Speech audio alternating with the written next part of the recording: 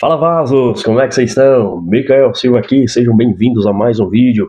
E no vídeo de hoje eu quero trazer uma reflexão de um livro que eu acabei de concluir, que é esse aqui, ó. Livro do Bruno Perini, Em Nome do Povo. Como o casamento entre o Estado e a moeda te deixam mais pobre. No início desse ano eu fiz alguns cursos voltados à área de investimento, de entender como é que funciona a origem da moeda, a origem do dinheiro, para poder ganhar um pouco mais de expertise. E os mesmos assuntos que eu aprendi nesses cursos, eu aprendi ainda mais de forma um pouco mais ampla e mais objetiva neste livro aqui. Ó. De fato, é um livro que todos nós, principalmente brasileiros, porque foi escrito no idioma brasileiro, por um autor brasileiro, nós precisamos compreender porque ele pega toda a origem do dinheiro de forma objetiva e resumida, toda a problemática e a engenharia, o mecanismo de como que funciona para poder uma determinada quantia de dinheiro chegar até nós. Como que o governo faz para poder imprimir dinheiro? Como o governo ele sobrevive? Como o governo ele faz para poder aumentar imposto? Como que o governo ele trabalha para que o dinheiro chegue até as nossas mãos e o que ele faz com esse dinheiro? Então, quando você lê esse livro aqui, você começa a compreender e você vê que o nosso cenário não está legal. Na verdade, nunca esteve, porque o objetivo de todo esse mecanismo é sempre beneficiar aqueles que são mais próximos e aqueles que têm menos acesso, eles continuem tendo cada vez menos acesso. Ou seja, o rico continue mais rico, o pobre continue mais pobre. Então, para você que me acompanha aqui, está sempre querendo aprender, recomendo e vou deixar o link para você adquirir esse livro aqui embaixo também, ok? E uma das primeiras reflexões que ele conta nesse livro é que havia um filósofo estoico chamado Zenão de Sítio e ele foi consultar um oráculo. O oráculo é um homem sábio da época que passava instruções para as pessoas que iam se consultar com ele. E de repente, Zenão ele pergunta para esse oráculo como que ele poderia se tornar um sábio. E esse oráculo vira para ele e responde que ele deveria sempre consultar os mortos. E de início ele não entendeu aquela instrução, aquela informação, aquela pílula de sabedoria, ele não entendeu. Só que quando ele está saindo dali, que ele passa e ele encontra uma pilha de publicações de filósofos antigos, ele entende que o oráculo queria dizer para ele é que ele deveria ler livros. Então ele começa a compreender que através dos livros é onde ele vai adquirir sabedoria, porque os seus autores, na maioria das vezes, eles falecem, mas eles deixam essas informações, a qual eles sabiam, essa sabedoria, para as futuras gerações. E consultando esses materiais, você vai se tornar alguém sábio, porque você teve acesso e conhecimento de outras pessoas. Por isso que eu sempre falo para vocês aqui, através de livros, através da leitura diária, você cada vez mais consegue se desenvolver. E existe um padrão na maioria das pessoas que conseguem chegar e obter algum tipo de resultado na área em que elas querem, é que a maioria delas são leitores vorazes de livros. Praticamente todos, 99% das pessoas que um dia não tinham nada e chegaram a algum lugar, eles começaram pelos livros. Então, livro é uma ferramenta de suma importância. E no nosso caso aqui, esse livro vai trazer uma realidade do porquê você, muitas das vezes, guardar somente real na sua carteira. Dentro de 10 anos, você estará literalmente vendo seu patrimônio ser pulverizado. Ok? E uma reflexão que me fez refletir bastante é que tem uma narrativa hoje de que a maioria das pessoas elas falam o seguinte: o governo deveria investir o dinheiro em educação, em saúde, em segurança, deveria dar uma série de benefícios para a população. E de fato, quando você faz essa pergunta, a maioria das pessoas elas vão clamar em alta voz, pedindo para que o governo faça todas essas coisas. Só que a maioria das pessoas não sabem como que o governo vai fazer para atender esses anseios delas. Elas não sabem como que funciona o mecanismo da emissão da moeda, de como que faz para que aquele valor que vai ser direcionado para a educação chegue até ela. E aí é o que está o problema. Por quê? Quando nós ficamos pedindo por mais governo, mais Estado, mais intervenção do governo, nós estamos pedindo para que os governos eles façam 3 coisas. A primeira coisa que nós precisamos entender é que o governo ele não produz nada. Quem produz são as empresas, são as pessoas que criam suas empresas, começam a produzir, e aí o governo ele pega uma parte do dinheiro que nós produzimos para poder se sustentar e administrar aquele território. Existem 3 formas com que ele pode fazer isso, ou seja, arrecadar mais. A primeira, aumentar os impostos. Só que quando ele aumenta os impostos, ele perde popularidade. As pessoas não gostam. As pessoas começam a ver o preço do arroz, do feijão, do macarrão subir, do ovo, do frango, da carne, do suco, subir absurdamente, e aí as pessoas ficam insatisfeitas. Isso pode causar instabilidade. Segunda coisa, ele pode emitir dívida pública, ou seja, títulos do Tesouro. Toda vez que você acessa o seu banco e vai no site do Tesouro Direto e compra um título, você está financiando o governo. Então, quando o governo ele precisa gastar mais para investir naquele território, ou ele vai aumentar os impostos, ou ele vai emitir títulos prometendo pagar o dinheiro que você depositou para ele, mais juros daqui a determinado momento. Ou seja, você se torna um financiador do governo. E hoje, o meio mais seguro para você investir o seu dinheiro é emprestando ele para o governo financiar aquilo que ele quer financiar. E o terceiro ponto é que o governo ainda possui a impressora da moeda. Ou ele vai aumentar o imposto, ou ele vai emitir dívidas, ou ele vai imprimir mais dinheiro. Aumentando o imposto, ele perde popularidade, as coisas ficam bem mais caras e as pessoas se tornam insatisfeitas. Emitir títulos de dívida, chega um momento em que as pessoas elas começam a não acreditar que vão receber o seu dinheiro, devido a uma série de insatisfações e medidas politicamente erradas e impopulares. E o que vai restar para ele, que é um meio mais efetivo, para que a maioria das pessoas, como elas não sabem como que funciona o mecanismo de impressão de moeda e do dinheiro, elas não têm noção disso, esse é o meio mais eficiente que a maioria dos governos encontram para poder se financiar, que é o quê? Ligando as impressoras. E aí, quando ele liga essas impressoras, o que ele faz? Ele faz criação de novas moedas, novas cédulas. E automaticamente ele pode gastar esse novo dinheiro. E aqui entra um problema, é que é o seguinte, cada vez em que o governo ele faz essa medida, ele desvaloriza propositalmente a médio e a longo prazo a nossa moeda. Digamos que você tem R$1.000 na sua conta. E daí você fala, eu vou investir aqui em janeiro de 2025, vou investir esse dinheiro. E só em dezembro de 2025 que eu vou mexer nesse dinheiro. Na metade do ano, o governo começa a imprimir mais moeda. Ele dá uma ordem para o Banco Central e daí ele começa a imprimir mais moeda. Quando é em dezembro de 2025, o que vai acontecer?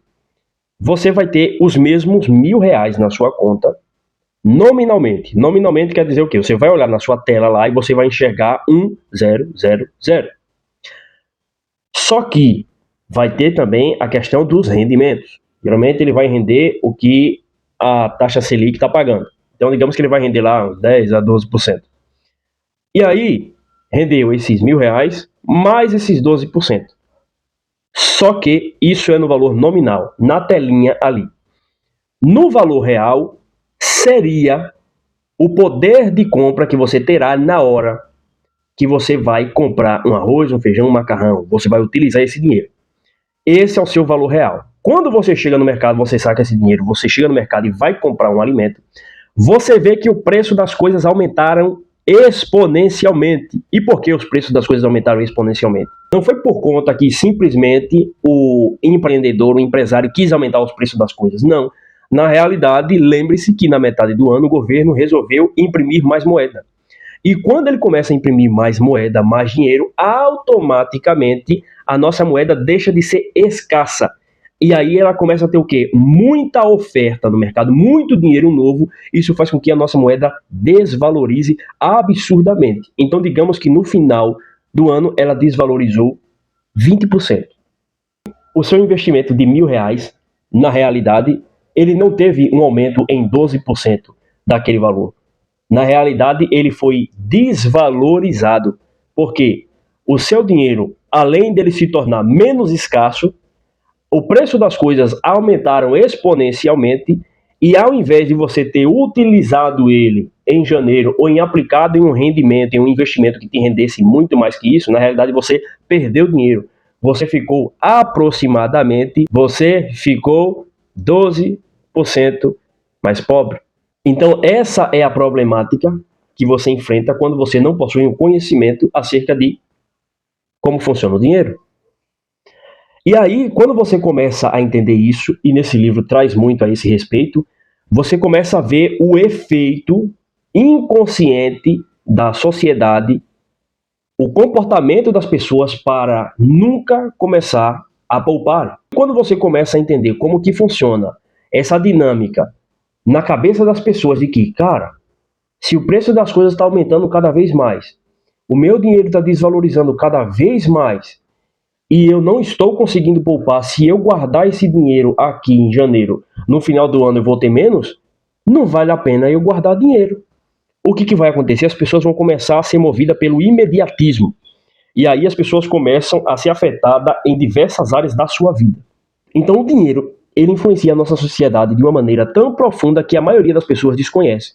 Ele induz comportamento. Outra reflexão que ele traz é que existem pessoas que não acreditam em Deus. Existem pessoas que seguem muitas religiões. Só que até o homem mais ateu, ou até mesmo alguém agnóstico que duvide de que existe uma definição correta de Deus, mas existem seres e forças por aí espalhadas no universo, até mesmo essas pessoas, elas acreditam no dinheiro. Elas acreditam que se elas não souberem lidar com dinheiro, elas não vão conseguir sobreviver. E aqui nós temos um ponto em comum com todas as pessoas que habitam nessa terra. Todas as pessoas, elas acreditam que o dinheiro tem uma importância. Então você saber utilizá-lo é questão de sobrevivência. Outra coisa que os governos não gostam é deflação. O governo, ele ama a inflação. Porque quando ele possui o monopólio da criação da moeda e automaticamente ele sabe que para ele gastar mais, ele precisa emitir mais moeda e isso gera a inflação, automaticamente ele não gostaria que ele não pudesse cada vez mais imprimir mais dinheiro para poder bancar os seus gastos. Quando o governo ele fica temporariamente limitado a gastar mais e o preço das coisas começam a se estabilizar e a moeda começa a ficar cada vez mais valorizada, nós chamamos isso de deflação.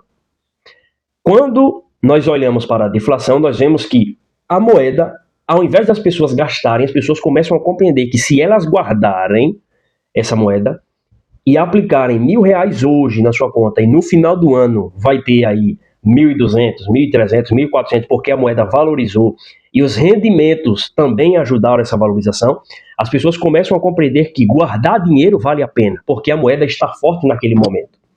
E aí, ao invés das pessoas terem um comportamento imediatista de querer gastar tudo que elas ganham, elas vão começar. E aí, ao invés das pessoas quererem ter um comportamento imediatista e guardar tudo que ela ganha, elas vão querer guardar esse dinheiro e aplicar. E isso vai começar a refletir também no seu comportamento, de não ser induzido por prazeres momentâneos. E aqui nós sempre falamos acerca de comportamento, de emoção, de mentalidade, e você vê que a moeda está intrinsecamente ligada ao comportamento de uma sociedade. O modo de enriquecer de antigamente era um pouco mais simples. A pessoa comprava uma terra e automaticamente esperava ela valorizar, porque o país estava em crescimento. Havia uma taxa de natalidade muito grande. O PIB do país estava crescendo muito rápido. E aí você comprava terras e automaticamente essas terras elas começavam a valorizar exponencialmente. Só que chegou o momento em que esse ciclo foi quebrado. E ao invés das pessoas enriquecerem através da guarda de patrimônio, de aplicação financeira, de guardar o dinheiro, de comprar um terreno e ele valorizar, o modo de se enriquecer hoje em dia foi invertido. Você se enriquece hoje através de dívida, de crédito. E quando nós compreendemos isso, gira uma chave na nossa mente. Porque a era hoje de você enriquecer é através de dívida. É você ter acesso a dinheiro barato. Você tendo acesso através de dinheiro barato, você consegue se alavancar e se beneficiar de oportunidades que vão aparecer para aqueles que estão preparados naquele momento. Só que, para você conseguir dinheiro barato, você precisa ser amigo do quê? Dos reis, dos governos. Você precisa ter relacionamento, você precisa ter nome na praça. E aí você consegue dinheiro barato como? Digamos que você pegou lá R$1 milhão, com a taxa de juros muito baixa por mês, 2, 3% ao mês. e você coloca essa sua aplicação financeira em um investimento que está valorizando absurdamente no ano em 100, 120, 130, 140%, que é o caso do quê? Do Bitcoin, por exemplo. 800%, que foi o caso da Nvidia. Algumas ações de tecnologia, computação quântica, inteligência artificial, ou algum empreendimento novo que vai sair, você tem acesso. Quando você está no meio dos caras que tem influência, você tem acesso. E daí você pega esse dinheiro novo que você recebeu do seu amigo governo e você faz essa aplicação. E aí, quando é no final do ano, por você ter se endividado no início, o governo ter imprimido mais dinheiro e você ter pegado uma taxa de juros menor, você conseguiu ter rendimento superior à desvalorização da moeda oficial. Então, ou seja, você ficou mais rico, você vai e paga aquela sua quantidade e saiu com uma boa grana. Então, automaticamente, quem tem acesso a essas oportunidades são pessoas influentes, são os famosos burocratas. E a maioria das pessoas não tem acesso a essas informações. E aqui ele traz uma informação de extrema importância, que é o quê?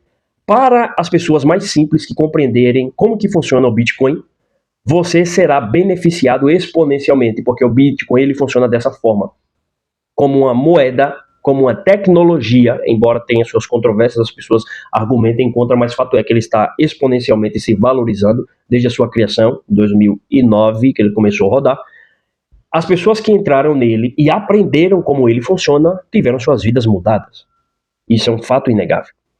Então, para finalizar esse vídeo, e eu vou trazer mais temas a respeito desse vídeo, você precisa, no mínimo, ler esse livro para compreender o nosso cenário atual. E como eu sempre digo, nenhum político vai lhe salvar, e a intenção dele é beneficiar a si próprio e aqueles que estão ao seu redor. Ok? Então, muito obrigado por você ter assistido esse vídeo até aqui. Seja bem-vindo ao nosso canal, tá sempre crescendo aqui. Deixa o like, comente, envie para mais um amigo e tamo junto, Vaz!